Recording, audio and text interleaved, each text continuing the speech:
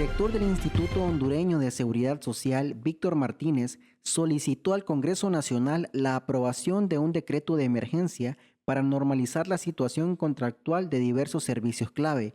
Según Martínez, la falta de contratos vigentes compromete la capacidad operativa de la institución, por lo que la medida busca prevenir la interrupción en la prestación de servicios.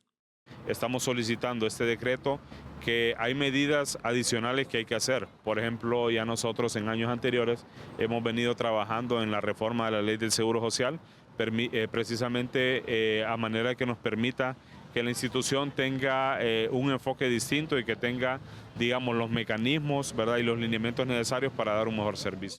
La Comisión de Salud del Congreso Nacional busca establecer una conciliación entre el órgano colegiado y la dirección del Instituto Hondureño de Seguridad Social. Asimismo, se impulsa una nueva normativa orientada a optimizar los procesos de adquisición de fármacos e insumos médico-quirúrgicos, con el fin de garantizar un abastecimiento oportuno para los derechohabientes. El reglamento para la adquisición de medicamentos realmente que es bastante engorroso, la licitación, la forma de adquirir el medicamento que hace que sea tardío. Y usted recuerde que en la cuestión de salud el medicamento se ocupa cuando usted está enfermo, es algo que no tiene tiempo de espera. Entonces es lo que se pretende, crear una ley que le permita al Seguro Social la adquisición de medicamentos de una forma más directa, más rápida y dar una respuesta más efectiva. En el análisis de un exmiembro de la Junta Interventora del Instituto Hondureño de Seguridad Social y experto legal, se subraya la urgencia de despolitizar la elección de la Junta Directiva de la institución. En su propuesta, plantea un modelo de selección basado en un concurso de méritos, donde la facultad de elección recaiga directamente en el sector empresarial, los trabajadores y los derechohabientes. A través de un mecanismo de concurso y que con el mecanismo de concurso quienes los nombren sean los interesados y no los presidentes de la República, porque entonces incide en eso una gobernanza que no permite gobernabilidad ni administración adecuada para tener servicios eficaces y eficientes. Mientras la Comisión de Salud del Congreso Nacional y autoridades del Instituto Hondureño de Seguridad Social debaten un eventual decreto de emergencia, los derechohabientes no dan tregua y solicitan respuestas rápidas que pongan fin a la problemática. Desde Suyapa Medios y Notifides les invitamos a que juntos fomentemos una cultura de paz. Con imágenes de André Calix les informó Noé Galvez. La enfermedad renal ocurre cuando los riñones sufren daños y pierden gradualmente la capacidad de filtrar los desechos y el exceso de líquido de la sangre.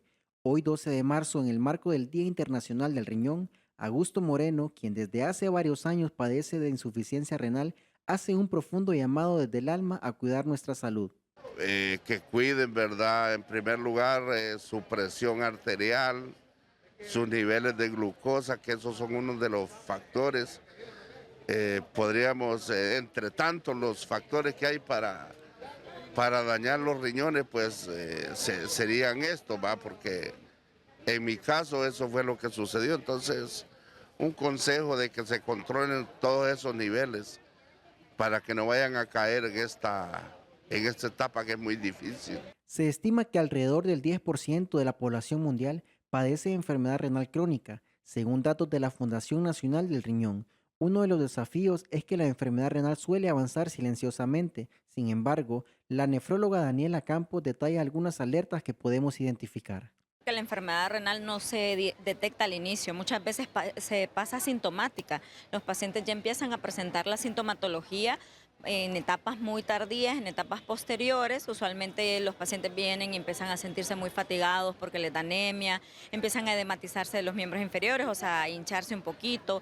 Pueden empezar con también cambios en la coloración de la orina, puede haber una orina roja o orina que sea muy espumosa, y esos son como los síntomas que ya se empiezan a presentar, pero son síntomas tardíos.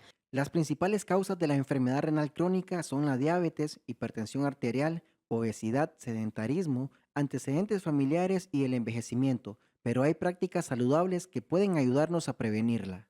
Lo importante es ser consciente, ¿verdad?, de que debemos de tener una alimentación saludable, baja en sodio, y tenemos que consumir frutas, agua de 6 a 8 vasos de agua al día.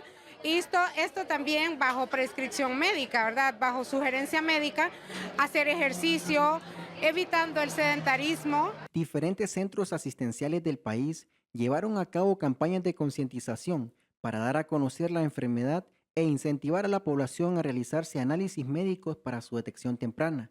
Como Suyapa Medios, nos unimos en solidaridad e invitamos a nuestra audiencia a elevar una oración a Dios y a Santa María de Suyapa por la salud y fortaleza de cada paciente que enfrenta este padecimiento. Desde Suyapa Medios y Notifides les invitamos a fomentar una cultura de paz. Con imágenes de André Calix les informó Noé Galvez. La Universidad Nacional Autónoma de Honduras realizó un análisis público donde evaluó los 40 días del inicio del gobierno del presidente Nasri Juan Asfura Sabla, en el cual señala la falta de dirección estratégica, ausencia de resultados visibles y señales de improvisación en áreas claves del país. En este contexto, expertos reconocen que es un periodo corto, aunque advierten que estas señales ya dibujan un panorama crítico que enfrenta el país. Yo creo que el presidente está teniendo los cuidados de no reciclar el nacionalismo tradicional que lo vincula al crimen organizado y la corrupción, pero tampoco puede ir tan lento. Y yo creo que aunque sea erróneo evaluar un gobierno en 100 días, porque en 100 días usted no va a resolver lo que en 203 años ha fracasado y lo que ha fracasado en 44 años de nueva democracia, alguna decisión debería haberse tomado ya y hasta ahora no la tenemos. Sin embargo, para el jurista, tanto la academia como la sociedad civil y los organismos internacionales deben mantenerse vigilantes. Señala que aunque el tiempo es corto, la voluntad política aún no es evidente, recordando que los verdaderos líderes son aquellos que saben escuchar. Si Tito Afura dice que no es más de lo mismo, que gobernó en su partido político antes, entonces hubiera llegado con su primerísima agenda la lucha contra la corrupción y la transparencia, y ese es un tema que no figura.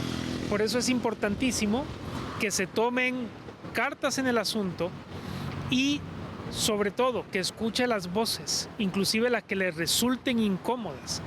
Fíjese que eso es algo que caracteriza un buen líder.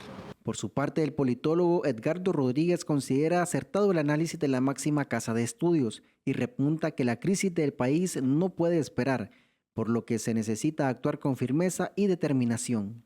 Creo que hay algunas áreas que requieren un urgente tratamiento por parte del nuevo gobierno. En eso estamos de acuerdo con la Universidad Nacional. Por ejemplo, el área de salud es urgente. Miren, no hay atención en el seguro social, en los hospitales públicos, no hay atención. No solamente es un tema de quirófano, no solamente es un tema de falta de medicamentos, es un tema de personal, es un tema de disposición. Y eso no tenemos que esperar 100 días para evaluar las ejecutorias del gobierno. Entonces yo creo que, si bien es cierto, es poco tiempo, pero hay áreas que ya el gobierno debería de dar algunas luces, algunas indicaciones, algunas señales de un avance rápido. Mientras la UNAS señala las falencias técnicas, los análisis coinciden en que la escucha activa y la firmeza deben ser brújula de este gobierno. Con una sociedad civil vigilante y crisis que no dan tregua, el Ejecutivo enfrenta el reto de transformar la improvisación en resultados tangibles para el país. Desde Suyapa Medios y Notifides les invitamos a fomentar una cultura de paz. Con imágenes de André Calix les informó Noé Galvez.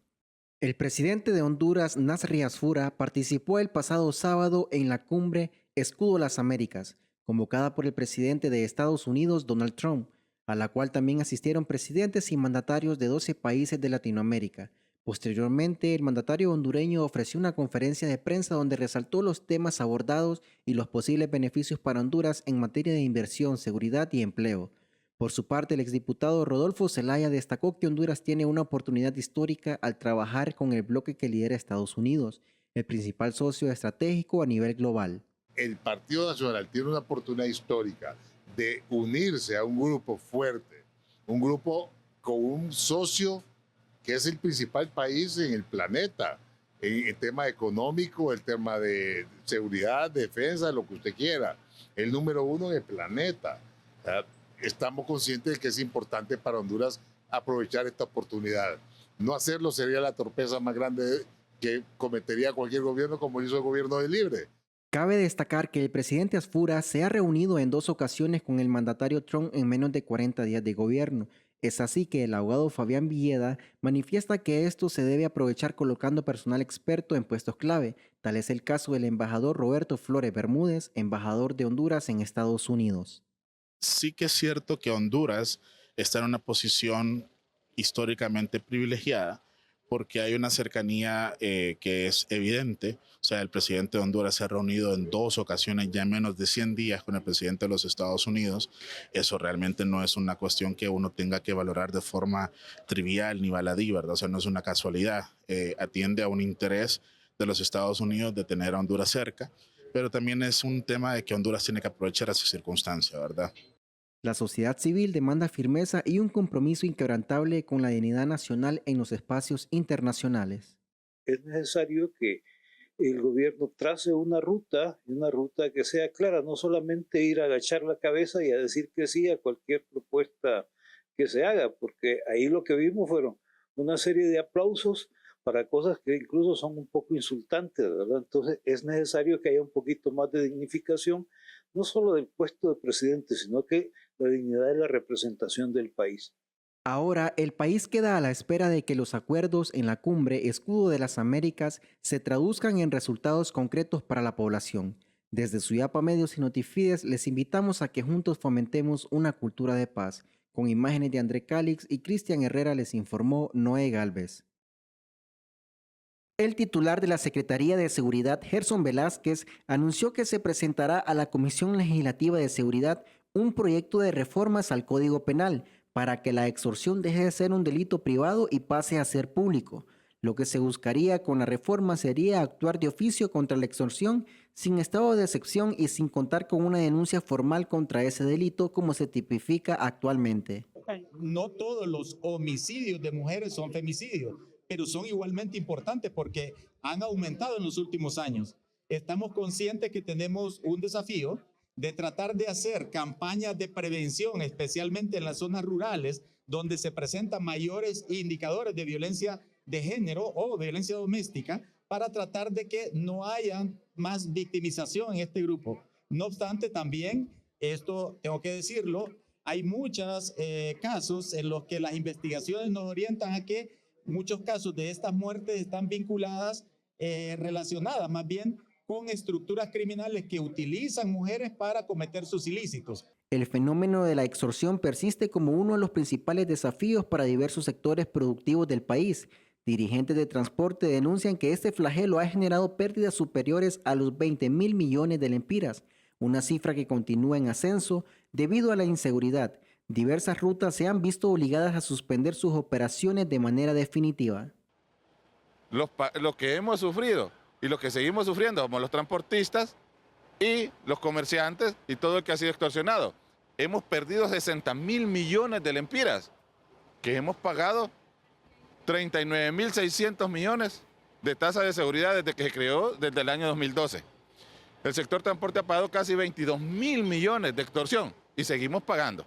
Entonces ese dinero se perdió y la extorsión ahí sigue. Entonces, ¿qué significa? No ha habido un resultado, porque no ha habido un conjunto de ideas en un mismo fin contra la lucha contra la extorsión.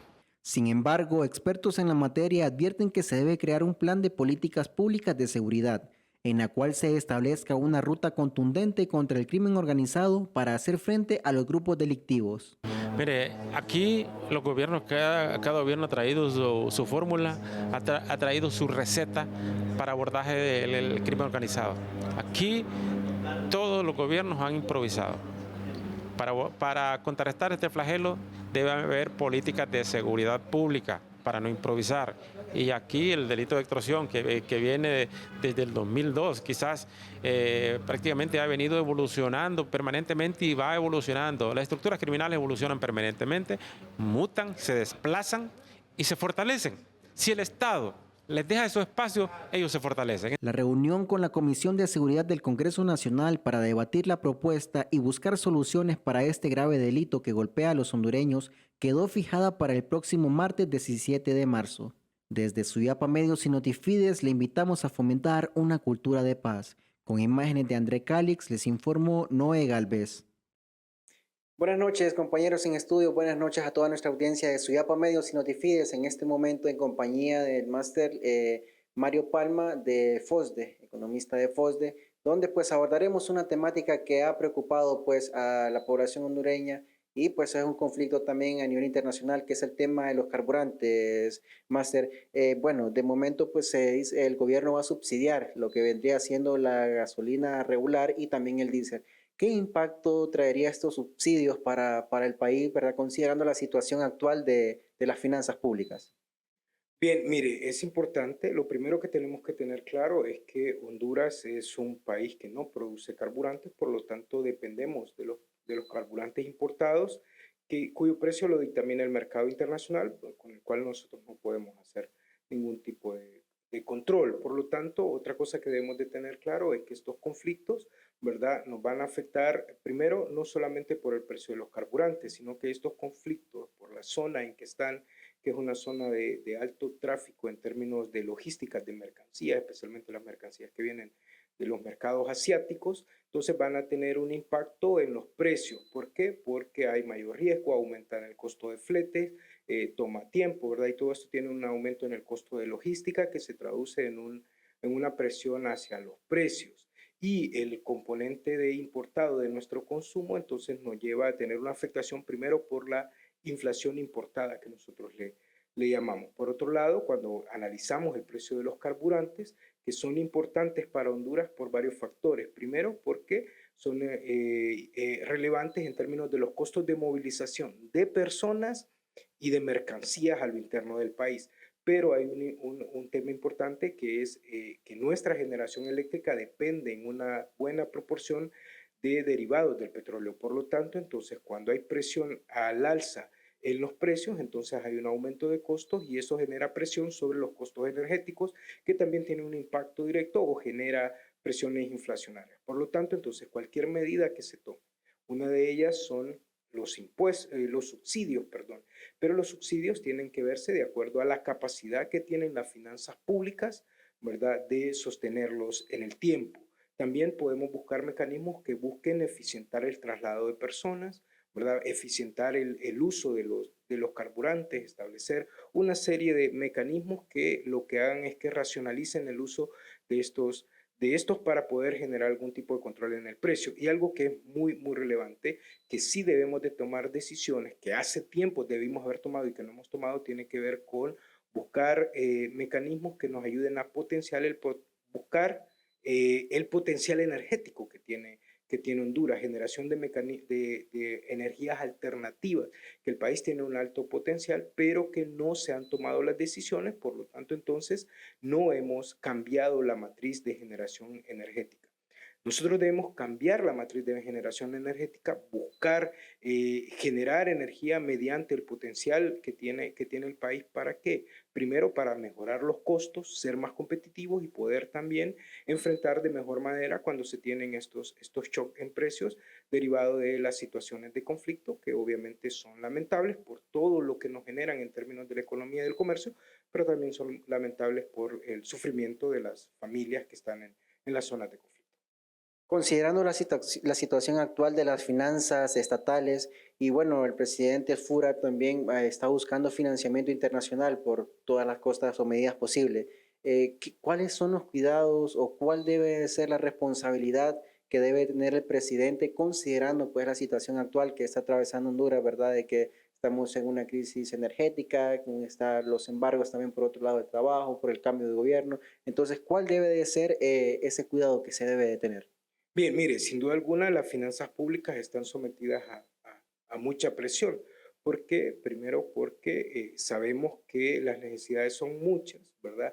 Pero los recursos son escasos. En este sentido es importante entonces que se tomen decisiones de manera eficiente, que se priorice el uso de los recursos hacia atender las necesidades más sentidas de la población, que se manejan con transparencia, eso es sumamente importante. Pero aquí también el llamado, no solamente a los tomadores de decisión, el llamado también a los hogares hondureños, que debemos buscar la eficiencia energética, hacer un uso adecuado, ¿verdad? Del tema energético para disminuir la presión sobre la factura petrolera en el país, que finalmente, ante las decisiones, nos va a afectar a todos.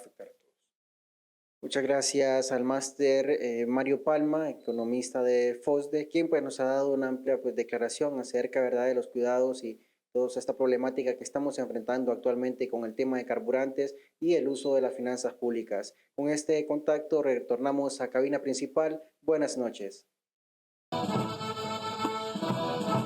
En la Semana del Papa compartimos algunos de los mensajes, actividades pastorales y catequesis dedicadas al Concilio Vaticano II. Cari fratelli e sorelle. Tras la oración del Ángelus del tercer domingo de Cuaresma, el Papa invita a rezar a Dios para que cese el estruendo de las bombas en Irán y en toda la región y se abran caminos de reconciliación y esperanza. El temor es que el conflicto se extienda y otros países, como el Líbano, vuelvan a caer en la inestabilidad. E paura. Si aggiunge il timore che il conflitto si allarghi. León XIV visitó el domingo pasado la parroquia de Santa María de la Presentación. En la misa, el Papa se hace cercano a la realidad de la periferia romana, una iglesia que, como una madre, cuida de sus propios hijos sin condenarlos.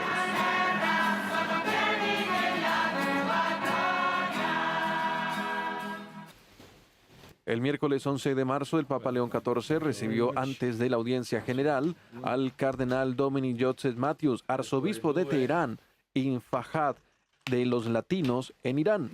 Al término de la audiencia general de ese día, el Papa también pidió oraciones por los países devastados por los conflictos, por quienes han perdido la vida y por quienes se encuentran en dificultades.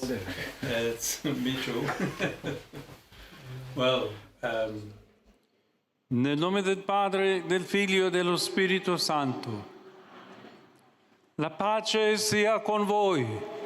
En la audiencia general de esta semana, el Papa continúa su catequesis sobre el documento conciliar Lumen Gentium, reflexionando sobre el tema de la Iglesia como pueblo de Dios. Subraya que la Iglesia es un solo pueblo, pero incluye a toda la humanidad en su diversidad y que cada cristiano está llamado a difundir el Evangelio por todas partes y a todos. Queridos hermanos y hermanas, reflexionamos hoy sobre el segundo capítulo de la Constitución dogmática Lumen Gentium, que está dedicado al pueblo de Dios. En su obra de salvación, Dios elige un pueblo concreto, establece con ellos una alianza, los acompaña, los cuida y los reúne cuando se dispersan. La identidad de este pueblo está dada por la acción de Dios y por su fe en Él.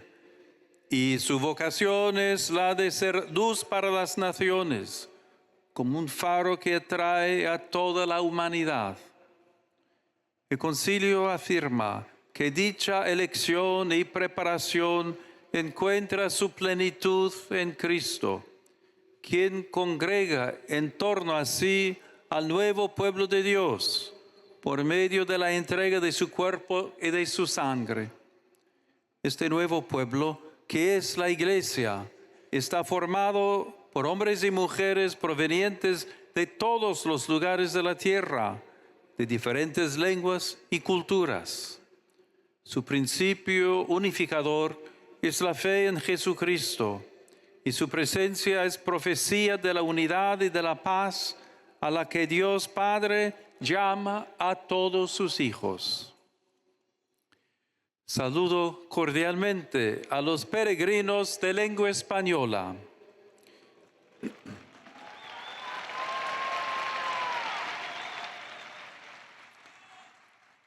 Pidamos a la Santísima Virgen María que no nos cansemos de orar, esperar y trabajar, dispuestos a la purificación y a la renovación interior, a fin de que la luz de Cristo resplandezca siempre en el pueblo de Dios.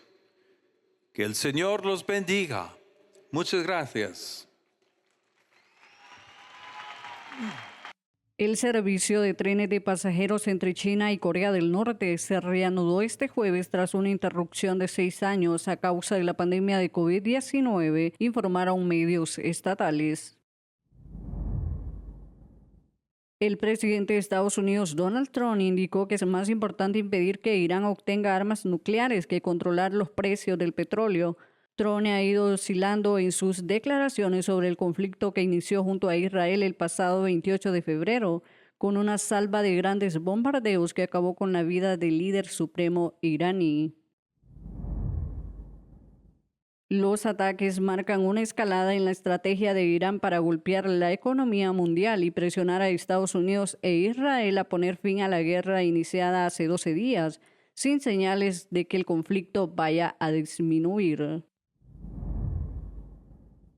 Los diputados mexicanos rechazaron la reforma electoral presentada por la presidenta izquierdista Claudia Sheinbaum, que sufre así la primera gran derrota legislativa desde su llegada al poder en octubre de 2024.